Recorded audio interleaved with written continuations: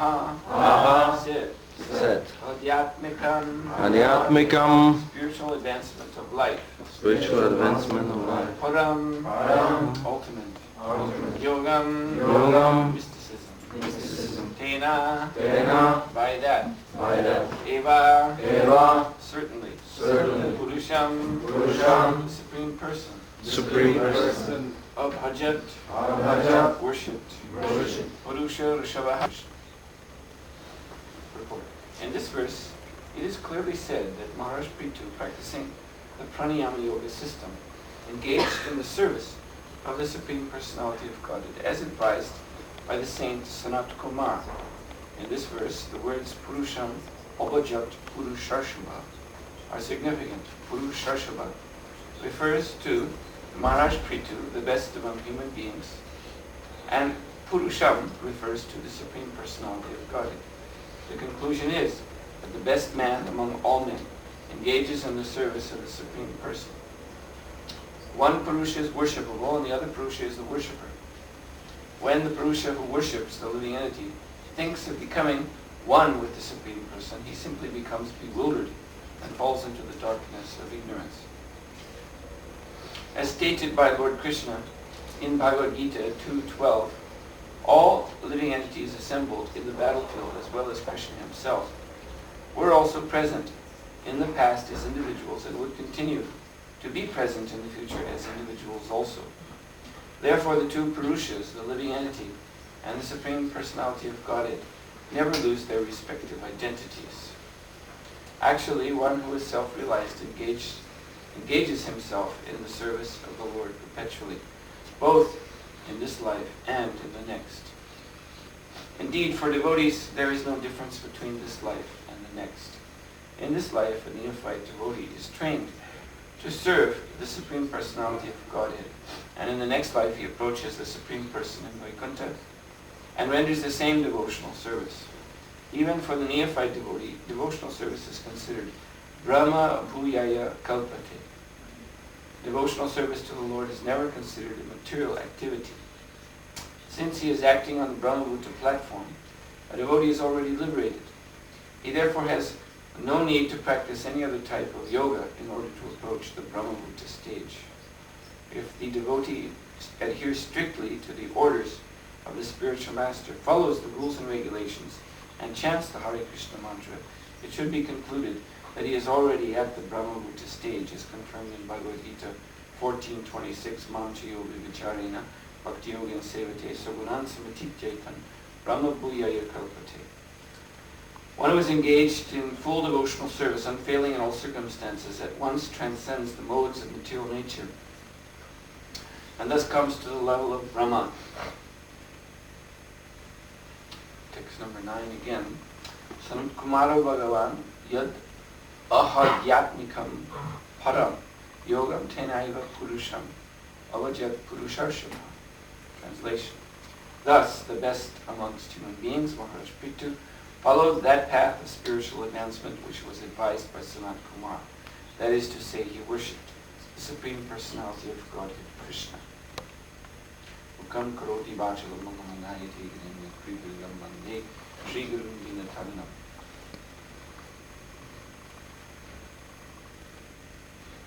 So,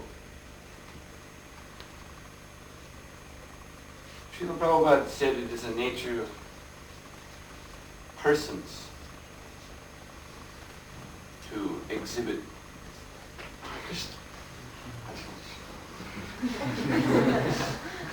it is the nature of persons, their very nature, to exhibit what we take to be false. And he said this is even true about Lord Krishna himself. The Supreme Personality of Godhead also exhibits faults. Of course, as devotees, we don't consider them. Devotees of the Lord never consider these as faults. But that person whom Prabhupada termed a utopian idealist would consider them to be false. And Prabhupada gave the example of Lord Krishna's trying to milk a bull in the mood of ecstasy of love for Srimati Radharani. So, also, he gave the example of the gopis. They exhibit faults. They sometimes are seen to quarrel with each other out of their love for Krishna, or they dress themselves in a haphazard way. So from the point of view of perfectionism, if one tries to make perfection in everything, perfection of behavior, and so on and so forth, perfection of appearance, to be the absolute principle by which everything should be judged, then even Krishna and his topmost devotees, the gopis, would fall short of that idealized perfection. And so Prabhupada said, this was in a letter, 1973, to a trained Rishi Prabhu. So Srila Prabhupada said that therefore this type of perfectionist, the utopian perfectionist, he will not like to go to the spiritual world. He will not like to enter the abode of Lord Krishna. Rather, he will make his goal the impersonal Brahman. Because there, everything is perfect in the sense that there's nothing to find fault with in the impersonal Brahman. In that sense, his mind will be pacified. So that utopian idealism, it's a very nice letter, Prabhupada, in a very detailed way explained how this utopian idealism leads one into impersonalism. So, therefore, as it has been said, it's been known for thousands of years by philosophers. We're not just speaking of Vaishnava philosophers or Vedic philosophers, but in philosophy in general, that there's always an element of risk in anything personal. Either the risk is, if we're speaking of the personal realm on the material platform, there's certainly reason enough to consider that risky. We enter into personal relationships with human beings who are fallible. As Lord Krishna says in the Bhagavad Gita, those living entities who live in this material world, they're all kshara. Kshara means fallible. You cannot depend on them. Even though sentimentally, and this is what rules personal relationships in the material world, it's sentiments. So even though sentimentally we feel that we love and have so much sympathy for this or that person, and we feel our hearts are bound to this or that person, but it's an extremely risky situation nonetheless. But then even when one comes to the transcendental platform, there is also, as we see, some kind of risk, even in transcendental personal relationship. Not ultimately, not for the devotee of the Lord, because this is the devotee's quality, is that he loves Krishna, and end of story. That's all. He loves Krishna, end of story. And that love will carry him through all the risks. But there is definitely indeed, that risky element is there. It is concretely apparent in Lord Krishna's pastimes. That the example of the Govardhan Puja, that's one good example, very good example. That their tradition was to worship Lord Indra, and here's Krishna telling them don't follow that tradition. And you can see when you read this that Maharaj Nanda was a bit in anxiety. Of course we love you, Krishna. Of course we want to do whatever you say, but Indra is a very powerful demigod, and the Vedas say we should worship him. And Krishna says, doesn't matter. So, then because the residents of Vrindavan do love Krishna, most of all, therefore they discarded the Indra Yajna. But what happened as a result? You see, it wasn't that, like in some fairy story, everything was just happily ever after. Indra did become angry, and Indra did cause a very severe disturbance for the residents of Vrindavan. Nonetheless, they were in fear of their lives. But because they loved Krishna most of all, their devotion to him was unshaken, and they took shelter of him, and the Lord saved them. So when we study Lord Krishna's pastimes, we find this events of this kind are happening again and again and again. So you see that element of risk is there. Even just now comes to mind Rukmini, and when Lord Krishna tested her. So here's Rukmini. She was going to be married to Shishupal. She was sorely afraid of that. She sent a letter to Lord Krishna. Please save me, please rescue me, I am your devotee. So Krishna did that. Such a fight it was. She was kidnapped in the assembly of Kshatriyas, and Lord Krishna fought off her brother and the other Kshatriyas. And so finally she was safe at Dwarka with the Lord as his first queen. And then one day Krishna comes and says, okay, Rukmini, you can go wherever you like. You should get a better husband. Why are you attached to me anyway? I'm just a wandering cowherd boy. I have no position in this world. And so this shocked her so much she fainted. So this is what it means to enter into a relationship with Krishna. There is also some element of risk, in a sense, but ultimately what triumphs is always Shuddha Bhakti, pure devotional service. So Lord Krishna, he is the Supreme Lord, he is independent. He can indeed do whatever he likes. This is the fact about God. God can do whatever he likes, whatever you want to imagine. The philosophers and theologians, they do this. They sometimes ask, can God do this? Can God do that?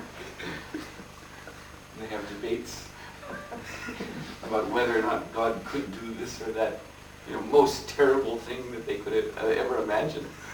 Is it actually within God's power, to perhaps cause a soul to cease to exist or something like that?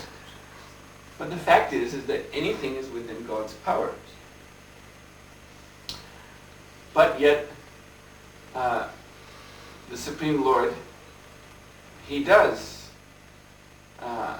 maintain an ultimate standard. He does protect and preserve an ultimate standard. As he tells Arjuna in the Bhagavad Gita that he protects and preserves his devotees. Whatever they have, he preserves. Whatever they lack, he provides. So, Yogachema Vahamyaham.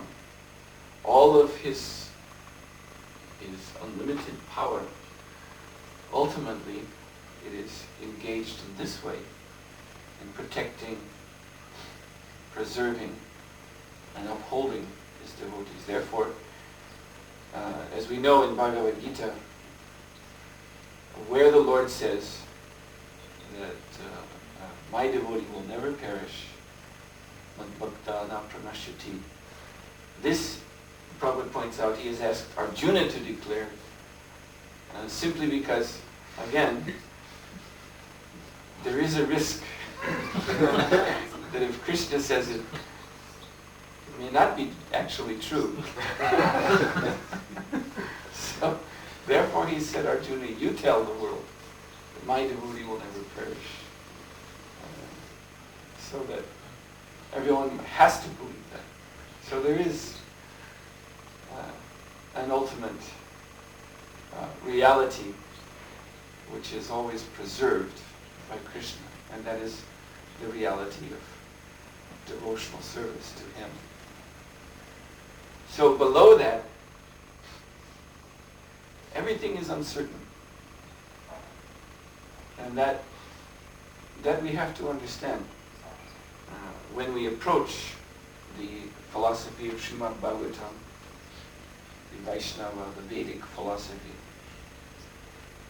that everything is uncertain, or we should say, to explain this point, that the Lord is achintya, he is inconceivable, and his energies, achintya shakti, they are inconceivable.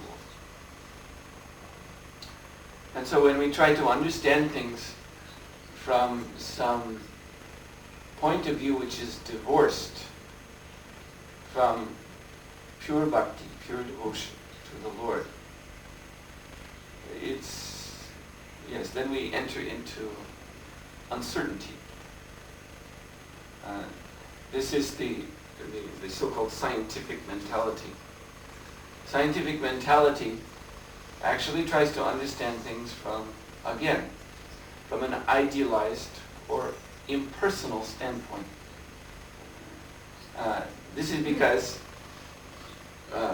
people with scientific mathematical mentality, they have a problem with, and as I've been saying, it's reasonable. They have a problem with the personal standpoint.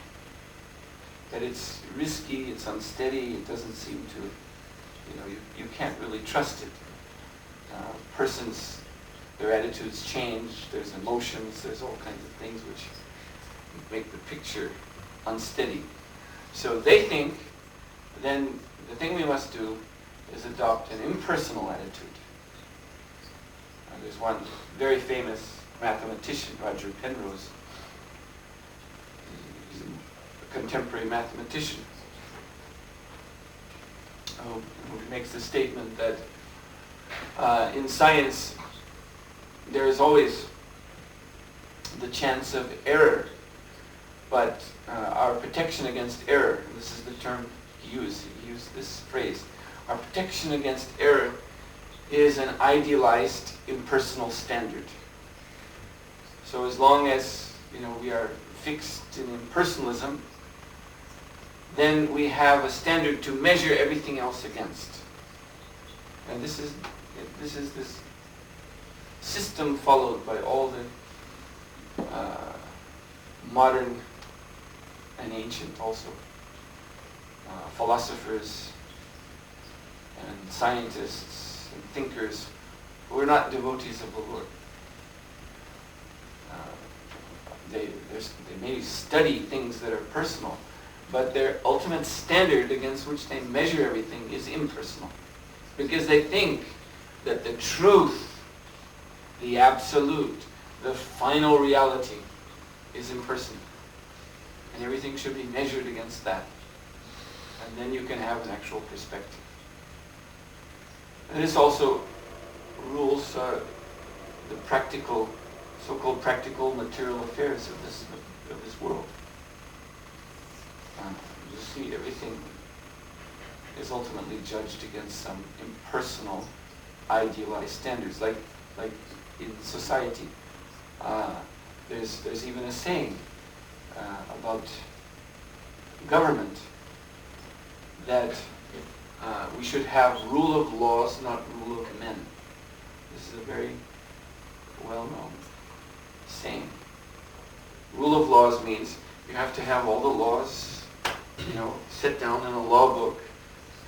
Paragraph 1, paragraph 2, paragraph 3. Everything nicely laid out, impersonal, not changing, you see. And then you apply that, there's the famous symbol of justice, the goddess Justice, I think in Greek Dike. Anyway, she has a blindfold holding a scale. She's not seeing the person she's judging. Whether they're, beautiful or ugly or whatever they may be, rich or poor. She's just judging from an impersonal standpoint. So this is their idea of an ideal society. Because everyone is frustrated with the so-called, those of you from this region, don't take offense, but there's the Balkan countries, which are very famous because they were formerly ruled by Turkey, so there's a particular approach they have to government, which is that whoever is sitting in whatever official seat, he is the law completely. So, so you're some local village authority, with a fat belly, a fat mustache. So he is the complete total law in and of himself. And you go to him for some permission. He can say whatever he wants. You see, even though the law in the capital city is completely different, it doesn't matter.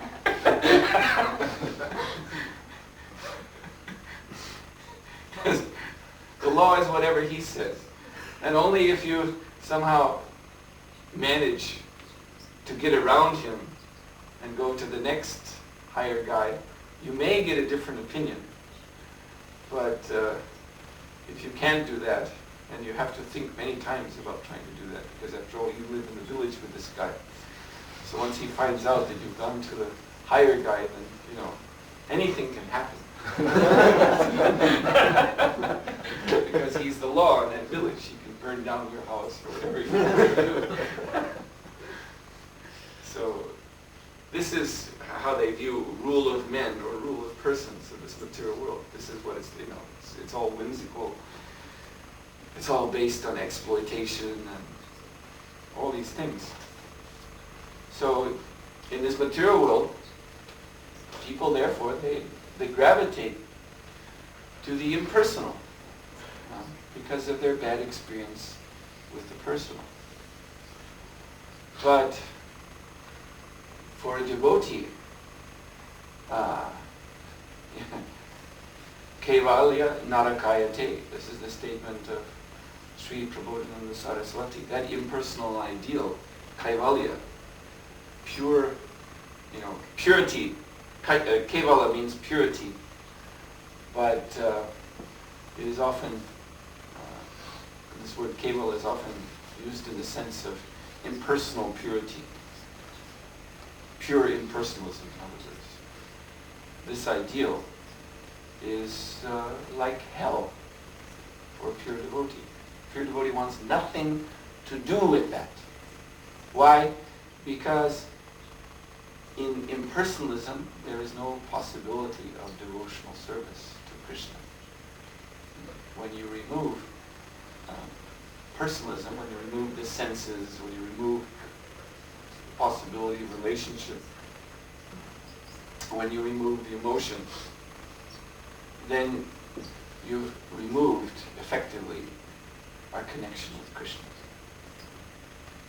So, therefore, the pure devotees, their definition of purity, their definition of the absolute, their definition of the ideal standard is personalism, but transcendental personalism, relationship, the eternal relationship between the loving devotee and the Supreme Personality of Godhead, Lord Krishna.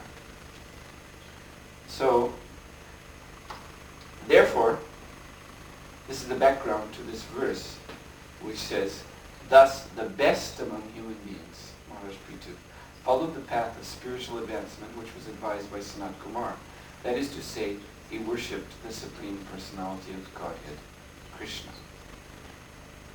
So, how is it that Maharaj Prithu is Purusha Vrishabha, the best among human beings. Actually, in this utopian ideal type of society, that is something you don't say. You don't talk about anyone being the best among human beings, because to be a human being is to be a relative being. There can be no best. So this is why in the process of knowledge that is followed by materialistic people who are ultimately impersonalists, for them, knowledge means, actually, what does it mean? Ultimately, knowledge means fault finding. Knowledge means this type of criticism. I mean, it's like idealized fault finding. It's not just the usual type of criticism, but it is very idealized, very precise and exact and investigative. But they spend their time just trying to prove that no human being can be ideal. They feel very secure in that. That gives their whole system its meaning. Because if you have an actual ideal person, then they're threatened. Oh, what is this? You see, we can't have that. No. We must find the faults in every human being, and therefore our impersonal standard of truth will be, pristine. We'll all have to bow down to it, yes, because you cannot depend on persons.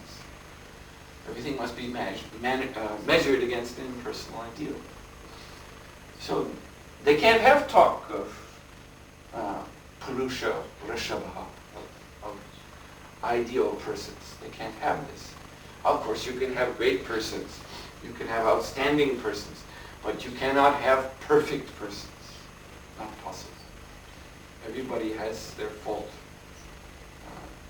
That is why we have to very carefully preserve our impersonal standard, on which everything must be ultimately judged. So this is it is a kind of conspiracy, intellectual conspiracy in the material world, which is, what is the aim of it? They can offer so many idealistic reasons. You see, political, social, and finally philosophical reasons they can offer why it is so vital to preserve the impersonal standard of measuring everything. But ultimately that standard is separating us from Krishna. And that is the real motive. That is the real motive behind it. So, the materialistic mentality wants to have its own little paradise here in the material world. And they're trying to make that paradise as secure as possible so that we can all live together and we will all have some space to ourselves for our own sense gratification. And that space that you and I have should not be determined by any person, because that will be unfair, because he will have his interests. So it has to be settled in an impersonal way. You see, by impersonal mathematics or whatever. Everyone will get measured off very carefully to the exact micromillimeter, your space and your amount of facility that you're getting, everything according to how much work you do with this.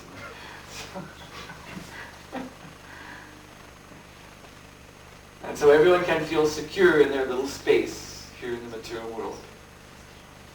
But unfortunately, that security is ephemeral. It's just a will of the wisp. It's just a hallucination. That security. Everyone, their minds rush to it because it sounds so reasonable. But actually that reason, in that reason,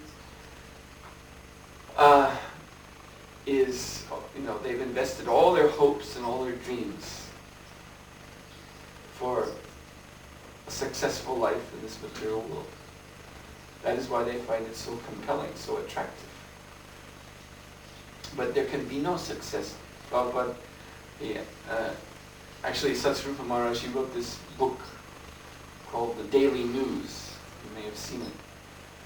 And he wrote that book, it wasn't so long ago he wrote it. But he mentioned in the introduction that many years ago, Srila Prabhupada had asked him to write a book like this. Prabhupada had given a different title that was to convey that any attempt to do anything will be a failure without Krishna. So this is the actual fact. This is the actual state of affairs. This is the actual reality. That inasmuch as we have divorced ourselves from Krishna, whatever we do, however careful we try to measure things out against an impersonal standard,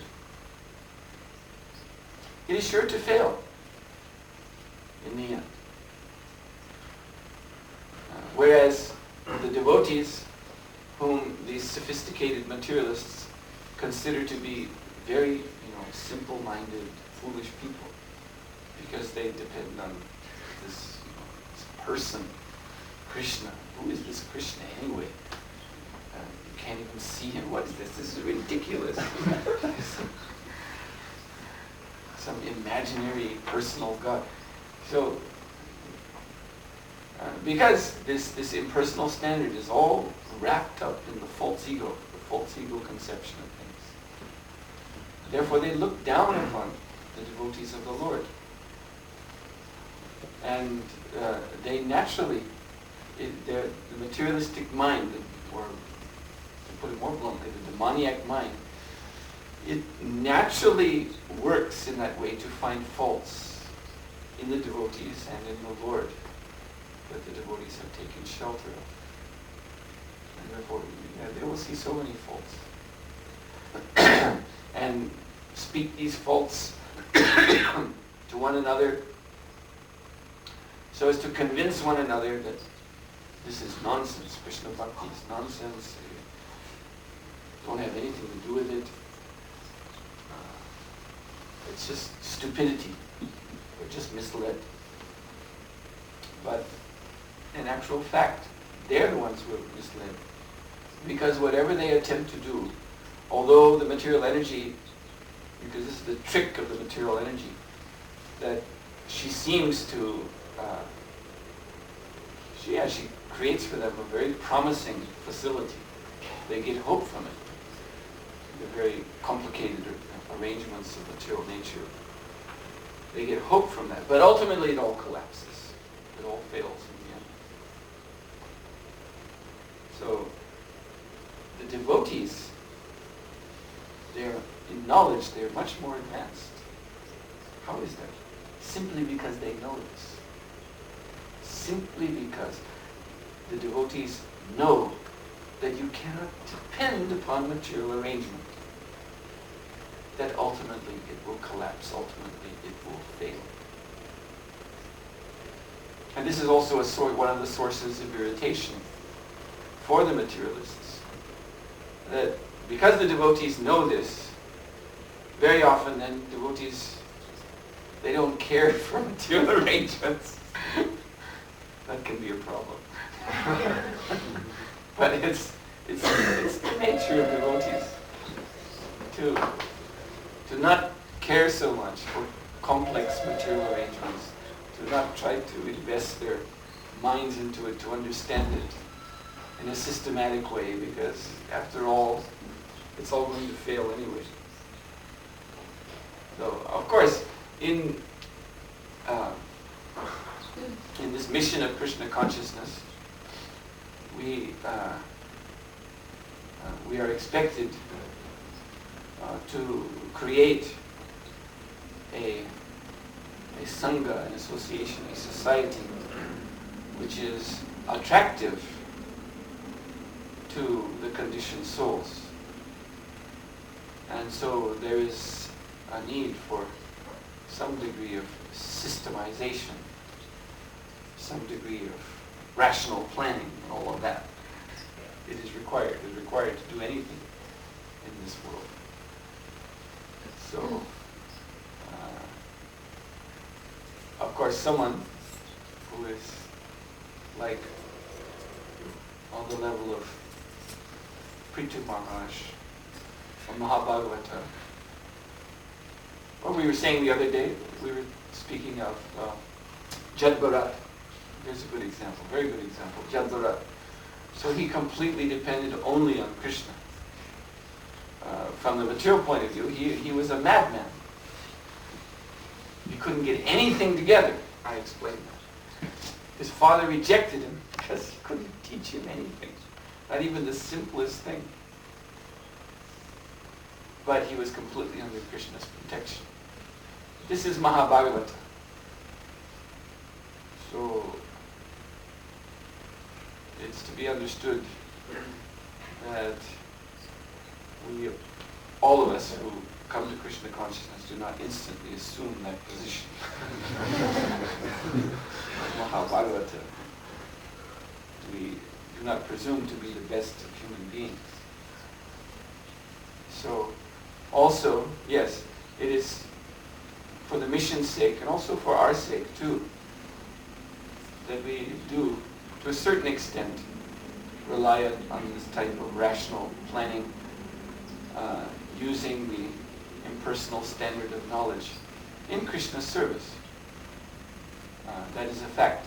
But ultimately, the difference between a devotee and a non-devotee is the devotee knows that these arrangements, they ultimately come to nothing on their own.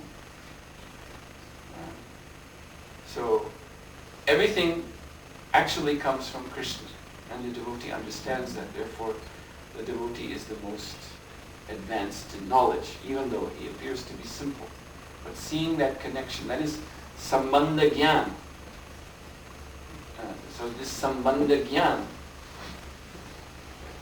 this knowledge is real knowledge. This is actually considered where knowledge begins. The sambandha, the connection between this material world and Krishna. That is where actual knowledge begins, to see that. And someone may have so much intricate, detailed knowledge of the systems of this material world, but if he fails to see the connection of all that with Krishna, he's completely in ignorance. He's a fool. And whatever he does, and whatever leadership he may offer to others, all of that will fail. So, this is to be understood. Yes, so a human being can become perfect by surrendering completely to the Supreme Personality of Godhead. And this is being shown here in the great example of Maharaj Prithu.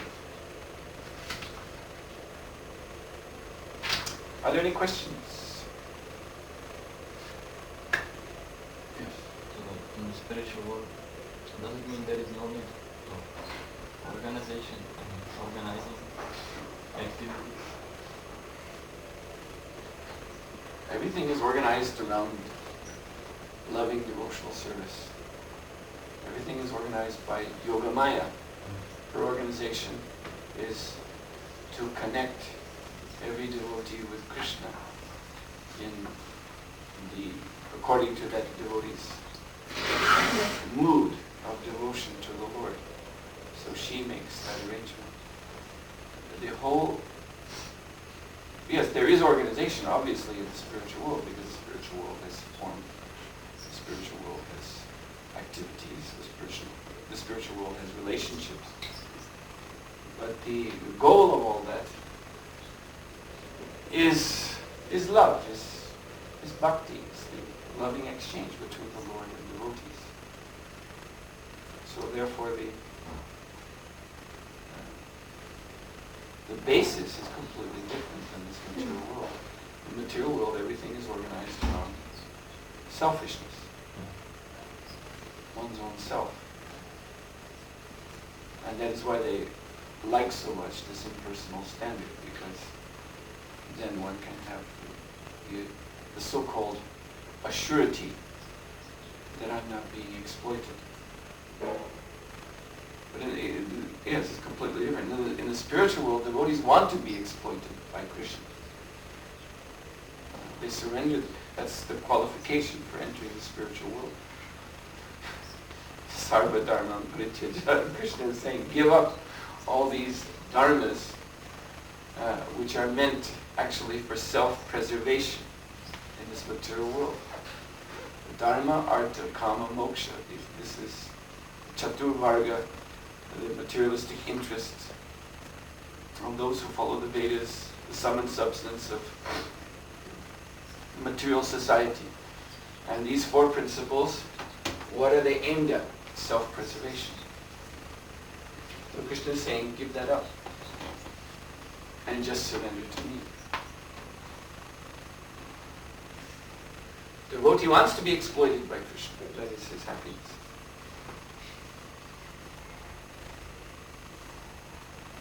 I remember seeing a play they staged in Vrindavan at one of our festivals. Play of Lord Krishna's pastimes. But there was one scene depicting relationship between Krishna and his devotee. So there was this, Krishna was coming out and he was engaging in different kinds of activities with his devotee. And at one point, the devotee got down on all fours and Krishna got on his back. And the devotee was going around the stage like a horse. And this was a traditional play, some traditional Vrindavan play. And so there was one narrator with a microphone who was explaining what this means. And he was saying that the Lord, being the Lord, he exploits his devotee. But the devotee, this is his greatest happiness in life. So if the Lord comes and wants to use us like an ass or like a horse, ride on our back, that is for a devotee the greatest ecstasy. He considers his life perfect if the Lord deals with him that way. And this is in the material world just what everyone is afraid of. Nobody wants to find out that they're being exploited by another person. But this is the goal of life of the devotee. And so Yogamaya, she arranges for that. That's the arrangement. Very nicely arranging that every devotee in the spiritual world will be exploited by Krishna. And if you don't like that, well, you don't live in the material world.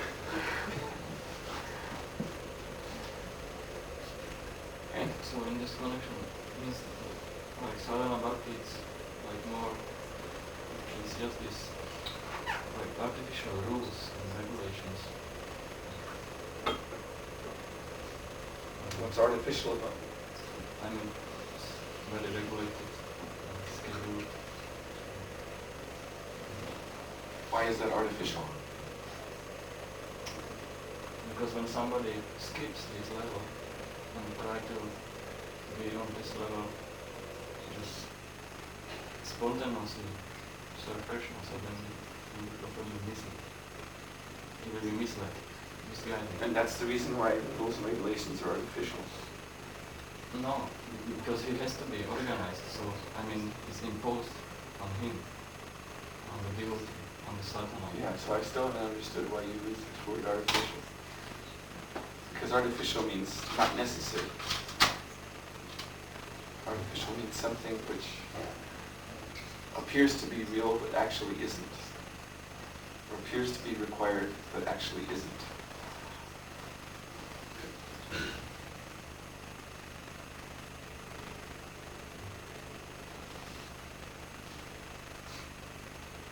Okay, you think about this. Any other questions? Srila Prabhupada ki jai. Maharaj ki jai.